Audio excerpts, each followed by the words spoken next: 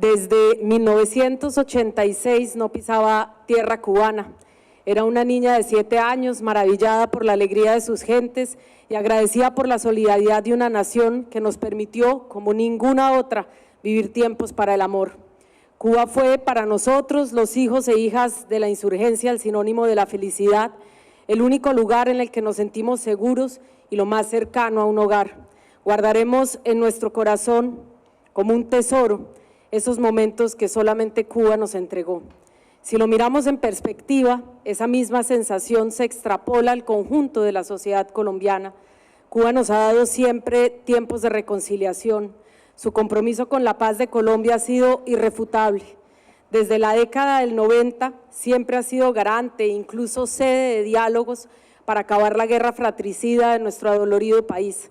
Su papel en los diálogos y acuerdos de paz con las FARC es un ejemplo de compromiso, seriedad, generosidad con el pueblo colombiano.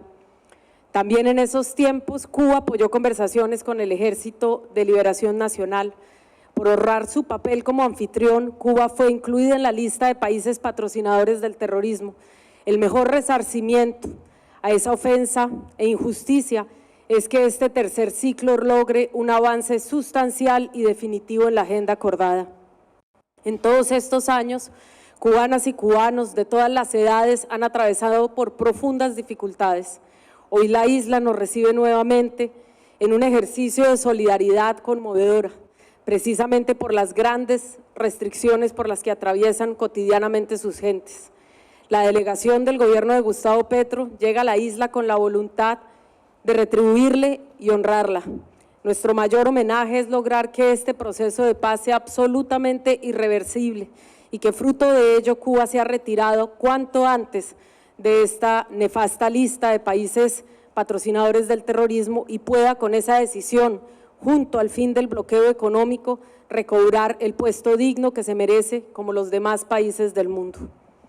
También somos conscientes de los esfuerzos y el rol que están jugando el conjunto de países garantes y acompañantes, organismos e instituciones acompañantes y países de apoyo, acompañamiento y cooperación. Agradecemos su apoyo incondicional para lograr no solo la paz con el ELN, sino la paz completa para nuestra nación. Comenzamos el tercer ciclo de esta mesa con el mayor avance en estos 10 años de conversaciones con el ELN. El más importante, el Acuerdo de México, que hace un balance de los grandes problemas que aquejan a nuestra sociedad y plantea una nueva agenda de diálogos. También 9 acuerdos más, entre los que se encuentran las ideas básicas para la participación en la construcción de paz y los elementos esenciales para abordar el cese al fuego. Nos mueve la plena conciencia de que cada día de guerra tiene un costo enorme en vidas. Le significa a la gente pérdidas, dolor, la incapacidad de construir un proyecto de vida viable para familias y generaciones enteras. Estamos sentados dialogando para buscar soluciones reales en un país agobiado por más de 6 décadas de guerra. Reconocemos que hay una historia de incumplimientos y traiciones a la paz, pero en las actuales circunstancias eso no es excusa para que los esfuerzos se vean empantanados. 10 años de un proceso de diálogos con el ELN que aunque han tenido momentos de ruptura, han dejado acumulados importantes, deben ser recogidos para llevarnos a unos acuerdos y al fin del conflicto. Esta paz debe ser posible. La paz nos exige valentía, atrevernos a dejar atrás los dogmas y la desconfianza. La paz nos obliga a escuchar con mucha atención y sin filtros a la sociedad colombiana, escuchar a sus mujeres, jóvenes y niños, escuchar todos los territorios, colores y culturas. La paz implica salir de las trincheras y de las posiciones inamovibles, implica caminar por todos los rincones del país para escuchar verdades más allá de las propias. La paz que quiere Colombia implica salir del fuego cruzado, poder habitar con tranquilidad sus barrios y veredas, reconstruir nuestra cultura y retornar a los territorios que por décadas han tenido que abandonar millones de personas para engrosar los cordones de miseria y ver a sus hijos y nietos envueltos en distintas violencias que se anidan y superponen. Reconocemos la dramática exclusión en la que han crecido y nacido millones de compatriotas, condiciones que han llevado a la rebeldía a miles de colombianos, buscando avances sociales y democráticos. Reconocemos causas políticas, pero también es una realidad irrefutable la angustiante degradación de la guerra en Colombia. Es un hecho igualmente irrefutable que las economías ilegales se han convertido en el sustento del conflicto colombiano y lo han eternizado.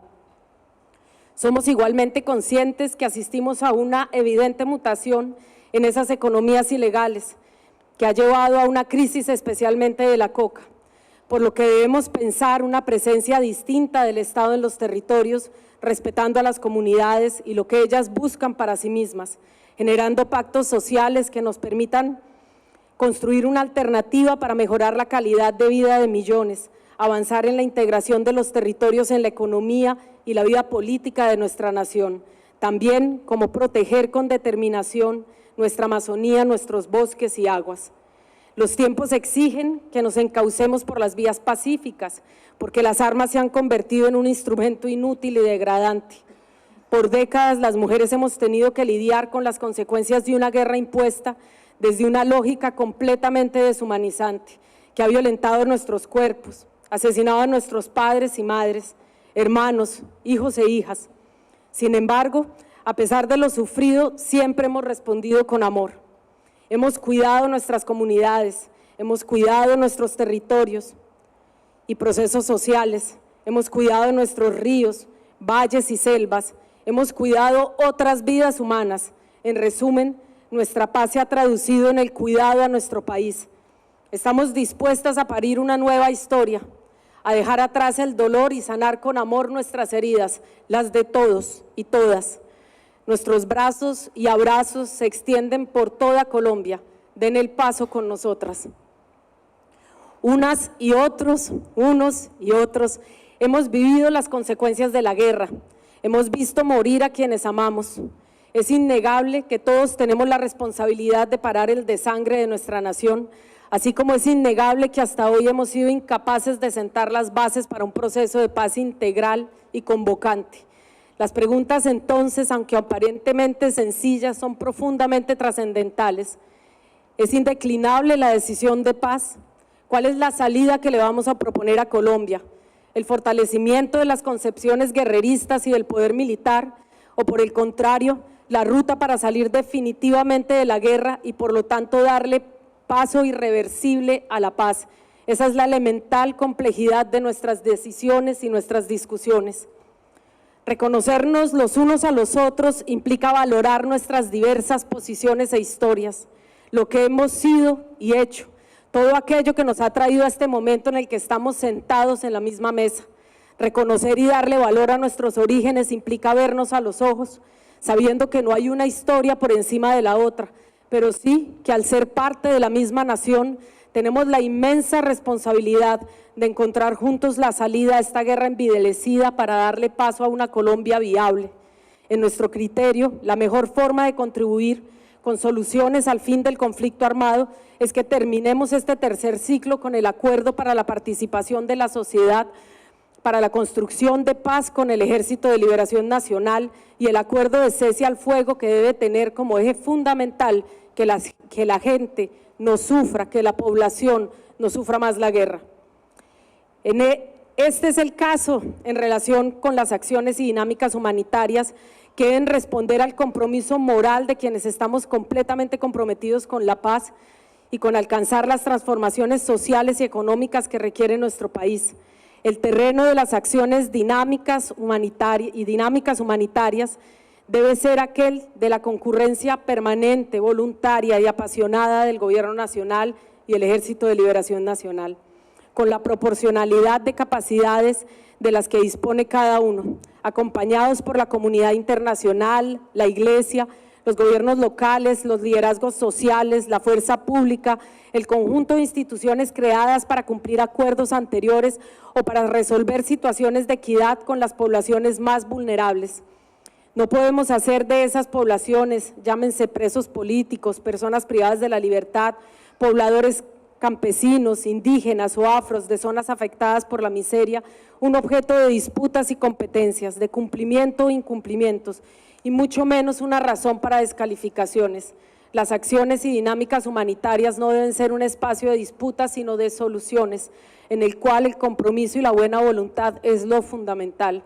Hoy no se trata de humanizar la guerra, sino de generar dinámicas humanitarias que hagan cada día vez más repugnante la violencia. Estos son los retos de este tercer ciclo y las respuestas que debemos empezar a darle a nuestro pueblo, que a 1.900 kilómetros de esta mesa no solo espera soluciones inmediatas al drama que padece, sino que vayamos mucho más allá de lo que jamás hemos avanzado y demos muestras de que esta paz es posible, que no estamos aquí sentados para volver a la guerra, como ha sucedido varias veces en el pasado. La mesa de diálogos debe salir de Cuba hacia Colombia para construir con las gentes de nuestra tierra la paz posible, la que hemos soñado por décadas. Allá nos esperan para que en conjunto encontremos la manera de traducir sus necesidades en transformaciones reales en los territorios y para sus gentes. Nuestro gobierno está comprometido con hacer realidad las demandas de millones de personas que expresaron en las calles y en las urnas. Hemos recibido el mandato de hacer realidad el cambio. Sin embargo, solo tenemos unos pocos años. Los tiempos son implacables. Por eso hemos convocado al conjunto de la nación colombiana a grandes acuerdos nacionales francos y sinceros. El gran acuerdo nacional es el gran torrente donde debemos concurrir sin las armas para hacer valer la soberanía popular, construyendo entre quienes habitamos Colombia un mandato de esperanza que trascienda este gobierno y cierre de una vez por todas los circuitos infames de la exclusión, la indiferencia y la violencia. Somos conscientes de que estas reformas profundas son el salvavidas de nuestra nación. No requerimos de otras 6 décadas de conflicto para darnos cuenta. Así algunos sectores que viven del odio y la violencia esperen nuestro fracaso. No requerimos profundizar en la pobreza y en la persistencia terca de que nuestro país es una colcha de retazos, donde unos y otros ejercen su poder a partir del uso y el abuso de las armas. Las reformas son el camino a la unidad de nuestro país y el verdadero pacto social que espera nuestra gente. Que el país y el mundo sean testigos de lo que vamos a conseguir. Una salida digna que haga posible el reencuentro de los colombianos. Solo así nos iremos con la tranquilidad de haberle heredado a las nuevas generaciones una Colombia viable, que fuimos capaces de construir la mayor de las victorias, una Colombia en paz.